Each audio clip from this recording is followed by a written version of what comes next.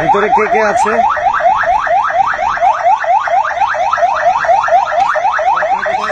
কোথায় যাচ্ছেন আপনারা?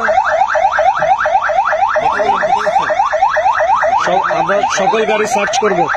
আমাদের তথ্য আছে গাড়ির মধ্যে প্রচুর মাদক আছে। বিলাসবহুল গাড়িতে সড়ক ও জনপথ অধিদপ্তরের লোগো লাগিয়ে পাচার হচ্ছিল ইয়াবা,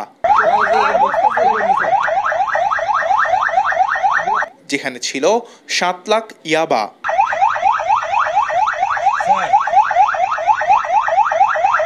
কক্সবাজারের মেরিন ড্রাইভের পাটুয়ারটেক এলাকা থেকে র্যাবের জালে ধরা পড়ে গাড়িটি। আর ইয়াবাগুলো নিয়ে যাচ্ছিলেন স্বরাষ্ট্র মন্ত্রণালয়ের তালিকাভুক্ত আত্মসমর্পণ করা ইয়াবা কারবারি আব্দুল আমিন।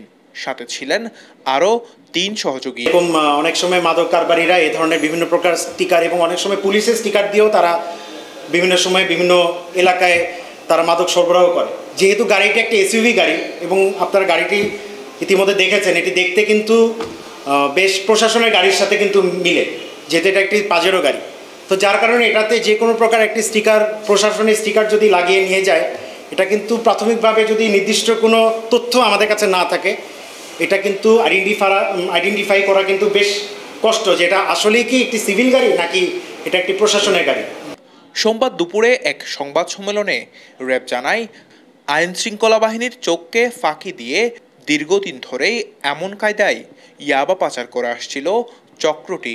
এই অভিযান চলাকালীন এক পর্যায়ে উক্ত যে মাদক কারবারি আব্দুল আমিনের যে বিলাসবহুল যে জিপটি, সেই জিপটি আমাদের এই আভিযানিক দলকে এবং আভিযানিক দল কর্তৃক স্থাপিত চেকপোস্টটি ক্রস করে এবং ক্রস করার সময় তাকে সেই গাড়িটিকে ইশারা দিয়ে আমাদের সিগন্যাল দিয়ে দাঁড় করানোর চেষ্টা করা হয়। কিন্তু উক্ত গাড়িটা আমাদের সিগন্যাল অমান্য করে আমাদের এই চৌকিকে পার হয়ে যাওয়ার চেষ্টাকালে আমাদের এই আভিযানিক দল কর্তৃক ওই এসইউভি গাড়িটি আটকানো হয়।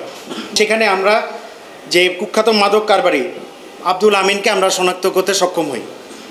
পরবর্তীতে তারা আমাদের কাছে প্রাথমিকভাবে স্বীকার করে যে তাদের গাড়িতে একটি বড় মাদকের চালান, অর্থাৎ ইয়াবার একটি চালান তারা নিয়ে যাচ্ছে এবং এটি তারা গাড়ির পিছনে রেখেছে বলে তারা প্রাথমিকভাবে স্বীকার করে।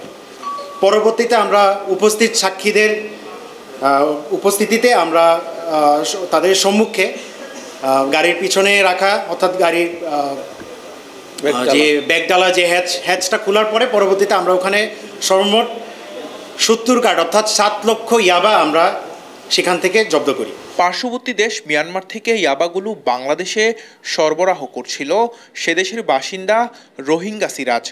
তার মাধ্যমেই বেশিরভাগ ইয়াবা টেকনাফ সীমান্ত দিয়ে বাংলাদেশে আসে জানিয়ে র্যাব বলছে, সিরাজের থেকে ইয়াবা নিয়ে আসেন আটক চক্রটি। মিয়ানমারে একজন কুখ্যাত একজন মাদক কারবারি আছে, যার হাত ধরে আমাদের দেশে প্রায়শই ইয়াবার চালান প্রবেশের চেষ্টা হয়।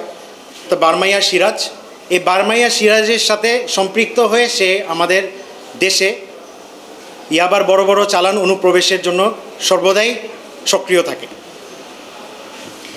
উক্ত যে চালানটি আমরা তাদেরকে গ্রেফতার করেছি এবং জব্দ করেছি, এই চালানটি সে প্রাথমিক জিজ্ঞাসাবাদে জানায় যে কক্সবাজারের টেকনাফ থেকে কক্সবাজার এনে কক্সবাজার কেন্দ্রিক বেশ কিছু সিন্ডিকেটের মাধ্যমে চট্টগ্রাম, ঢাকা, গাজীপুর সহ দেশের বিভিন্ন অঞ্চলে সরবরাহের জন্য তারা এই চালানটি টেকনাফ থেকে কক্সবাজারে নিয়ে আসছিল। জব্দ করা ইয়াবাগুলোর বাজার মূল্য 3 কোটি টাকারও অধিক বলে জানায় র্যাবের এই কর্মকর্তা। আমাদের যে 7 লক্ষ পিস ইয়াবা যেটা আমরা যে জব্দ করেছি, এটার আনুমানিক মূল্য এটা অলমোস্ট 3 কোটি প্লাস, যেটা আমরা এখন পর্যন্ত ধারণা করছি। র্যাবের দাবি, প্রাথমিক জিজ্ঞাসাবাদে আটক কারবারিরা নিজেদের সংশ্লিষ্টতার কথা স্বীকার করেছে। আটককৃতরা সকলেই টেকনাফ উপজেলার বাসিন্দা।